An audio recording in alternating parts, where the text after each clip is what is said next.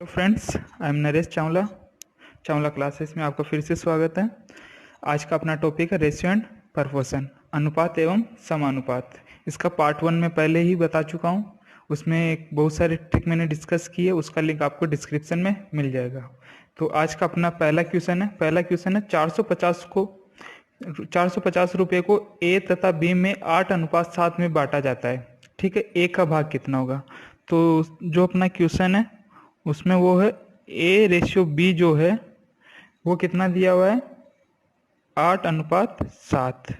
और जो अपने पास में रुपए है वो कितना है, 450 रुपये। ठीक है, इन रुपयों को इसमें बांटना है।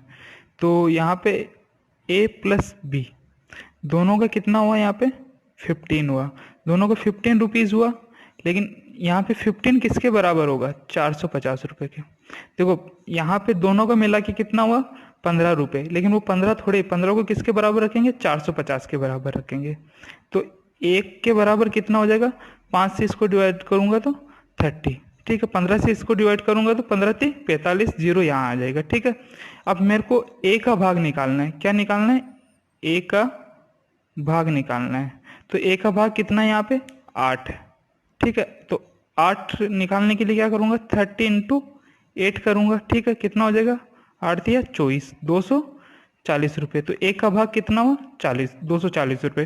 तो ये बोला कि 450 रुपये को ए तथा बी में डिवाइड करना। मैं ये कह सकता हूँ कि ए प्लस बी के पास कितना है, ए के पास 8 रुपये है, बी के पास 7 रुपये है। ठीक है, तो दोनों को मिला के कितना हो गया, 15 रुपये। लेकिन एक्चुअल में 15 नहीं है, एक्चुअल में कितना है, 450 है।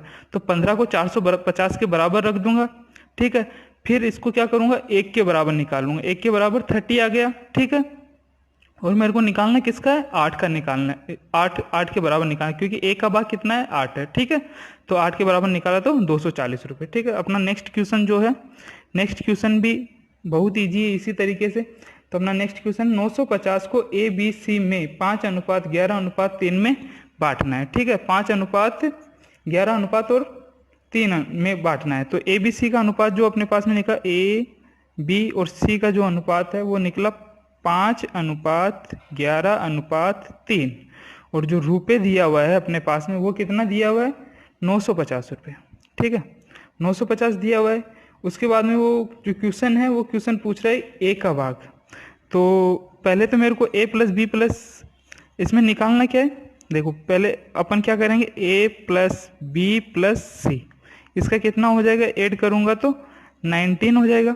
ठीक है, तो अपने पास में 19 थोड़े, वो कितना है, 19 नहीं है, वो कितना है, 19 को किसके बराबर, 950 के बराबर। देखो कुल रुपये कितना हो, 19, लेकिन वो एक्चुअल में 19 नहीं है, एक्चुअल में 950 है। 950 के बराबर रख दिया तो 1 के बराबर कितना आएगा, 50 आएगा। 19 पर 95, 19 को 5 से मल्टीप्लाई करूँगा तो 95 आता है। ठीक है, अब जो इसका पार्ट 1 है, पार्ट 1 जो है वो बोल रहा है ए का भाग।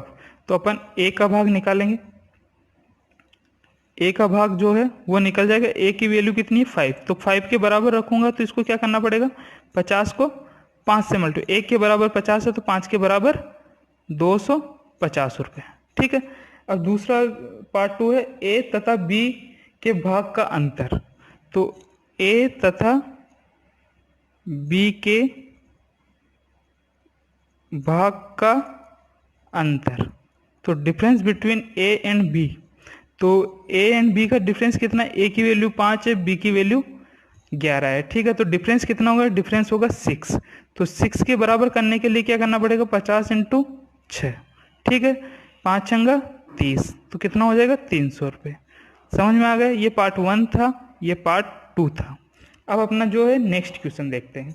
देखो नेक्स्ट क्वेश्चन बहुत ईजी है। रुपये 6513 को ABC में जो अनुपात है वो 1/2 रेशियो 1/3 रेशियो 1/4 है।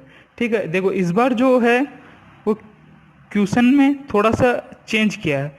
A/B/C जो है इसमें किया है 1/2 रेशियो 1/3 रेशियो 1/4। देखो इस टाइप के क्वेश्चन में जो करते हैं, तो पहले अपन क्या करते हैं, इन नीचे वाली जितनी भी संख्या उसका एलसीएम ले लेते हैं, लघुत्तम समावर्त लेंगे। तो एलसीएम जैसे ही लूंगा फिर उसको क्या करना है, इन सभी संख्याओं से मल्टीप्लाई कर देना है। तो एलसीएम इनका कितना आएगा, 12 एलसीएम आएगा। ठीक है, तो इसको 12 से मल्टीप्लाई कर दूंगा, और जैसे 12 से मल्टीप्लाई करूंगा जो जिसका भाग होगा वो यहाँ आ जाएगा। देखो जैसे 1/2 ए का था, 1/2 को 12 से मल्टीप्लाई किया तो कितना है 6, और इसका 1/3 को 12 से मल्टीप्लाई किया तो कितना है 4, और 1/4 को 12 से मल्टीप्लाई किया तो कितना है 3। तो ए बी सी का रेशियो निकल गया, यहाँ पे रेशियो निकला है। और रुपये मेरे पास में कितना दिया हुआ है, रुपये दिया हुआ है 6513। ठीक है, 6513 मेरे पास में दिया हुआ है। तो वो आगे पूछ क्या रहा है, प्रत्येक का अलग अलग भाग ज्ञात कीजिए। तो सबसे पहले मेरे को सबका पैसा दिया हुआ है तो सबका निकालना पड़ेगा, ए प्लस बी प्लस सी। तो ए प्लस बी प्लस सी कितना हो गया मेरे पास में, 4 3 7, 7 और 6 13। तो 13 किसके बराबर रखूंगा, 13 को रखूंगा 6513 के, 6513 के बराबर। तो 1 के बराबर क्या होगा, 13 से करूंगा तो 5 बार में 65, 1 लिखूंगा 1 में डिवाइड नहीं होता तो 0, 3 लिखूंगा तो 13 हो जाएगा, 13 एक बार में डिवाइड हो जाता है तो 501 आएगा। ठीक है, अब वो पूछ रहा है ए का भाग, तो ए का भाग निकालने के लिए कितना करना पड़ेगा, यहाँ से ए का भाग निकालने के लिए अपने पास में आएगा 6। तो यहाँ पे 6 से मल्टीप्लाई करूँगा, 501 को 6 से मल्टीप्लाई किया तो 6 0 और यहाँ पे 30। तो 3006 रुपये किसके आ गए, ए का भाग आ गए। अब अपने को किसका निकालना है, बी का भाग। बी का कितना है 4 है, तो 501 को किससे मल्टीप्लाई करूँगा, 4 से मल्टीप्लाई करूँगा तो 0 4 5 चौक 20। तो ये किसका हो जाएगा, बी का हो जाएगा। ठीक है, अब किसका निकालना है अपने को, सी का निकालना है। सी का कितना है 3। तो देखो 3 कितना हो जाएगा, तो 501 को किससे मल्टीप्लाई कर दूंगा, 3 से मल्टीप्लाई कर दूंगा। जैसे 3 से मल्टीप्लाई किया तो यहाँ पे 3 0 और यहाँ पे 15। देखो मैं क्रॉस चेक कर सकता हूँ, इन सबको ऐड कर लूँगा, अगर ये इसके बराबर आ रहा है तो सही है। 4 3 7, 7 और 6 13, 13 1 कैरी में चला गया, 1 यहाँ पे 5 3 2 5 और 6। तो ये और ये सेम आ रहा है, मतलब अपना क्वेश्चन सही है।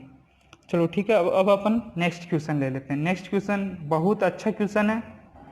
देखो दो संख्याओं का अनुपात जो है वो 9:14 है। ठीक है, यदि बड़ी संख्या छोटी संख्या से 55 अधिक है तो बड़ी संख्या ज्ञात कीजिए। तो मान लो कि मैं कोई दो संख्या ले लेता हूँ ए और बी। ठीक है, उनका अनुपात कितना है, 9:14। ठीक है, अब वो बोल रहा है कि जो बड़ी वाली संख्या ये बी जो है वो कितना अधिक है, वो अधिक कितना है, अधिक है 55 रुपये। ठीक है, 55 रुपये अधिक है। तो अब मेरे को पता है कि इन दोनों का डिफरेंस कितना है, 5 है। तो अधिक कितना हुआ, अधिक हुआ 5 अधिक है। बी कितने से अधिक है, बी जो है 5 अधिक है ए से। ठीक है, तो एक्चुअल में 5 अधिक थोड़े ना है, एक्चुअल में तो 55 है, तो 5 को किसके बराबर रखूंगा, 55 के बराबर रखूंगा। ठीक है, तो 1 किसके बराबर आ जाएगा, 11 के बराबर आ जाएगा। ठीक है, वो पूछ रहे बड़ी वाली संख्या कितनी होगी, बड़ी वाली संख्या कितनी है, 14 है। ठीक है, तो 14 के बराबर क्या हो जाएगा, 14 अगर मेरे को निकालना है तो 11 इंटू 14 हो जाएगा, 11 इंटू 14। तो 14 एकम 14, एक बचा, 14 एकम 14 और 1 15।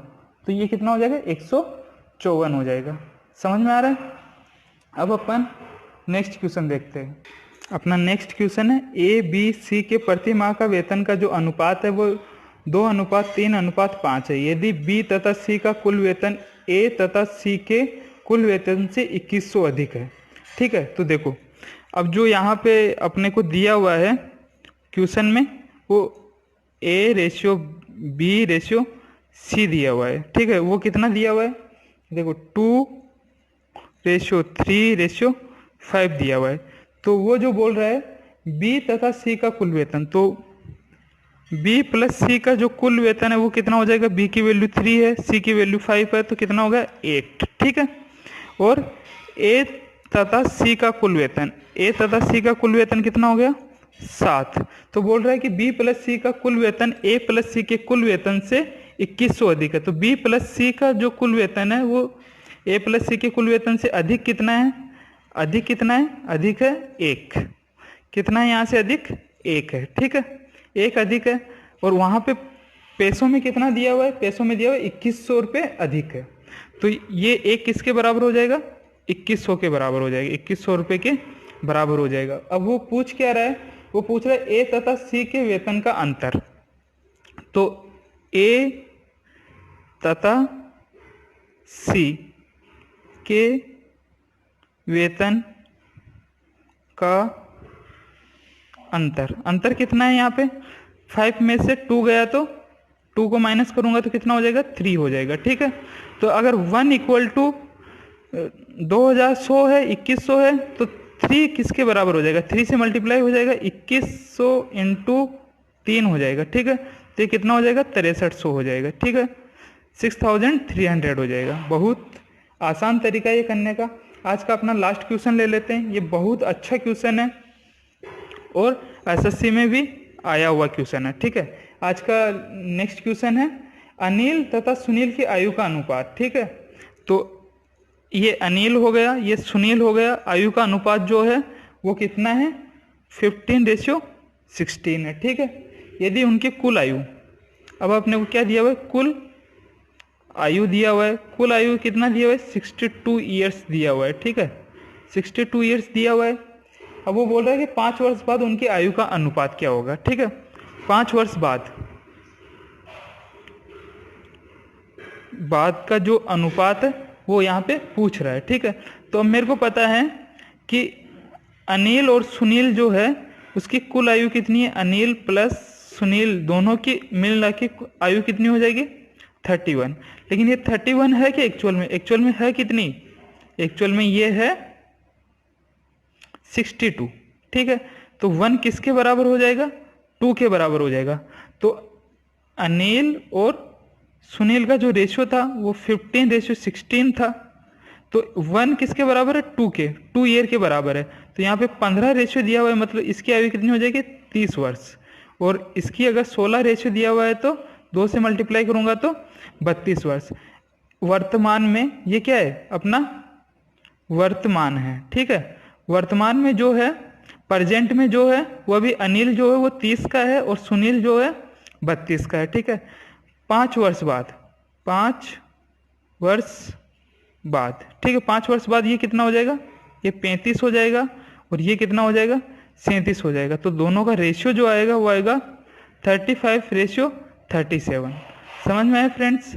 अगर वीडियो आपको पसंद आए तो उसको लाइक करो, चैनल को सब्सक्राइब करो और अपने फ्रेंड्स को भी शेयर करो ताकि सबको इसका प्रॉफिट मिल सके। धन्यवाद।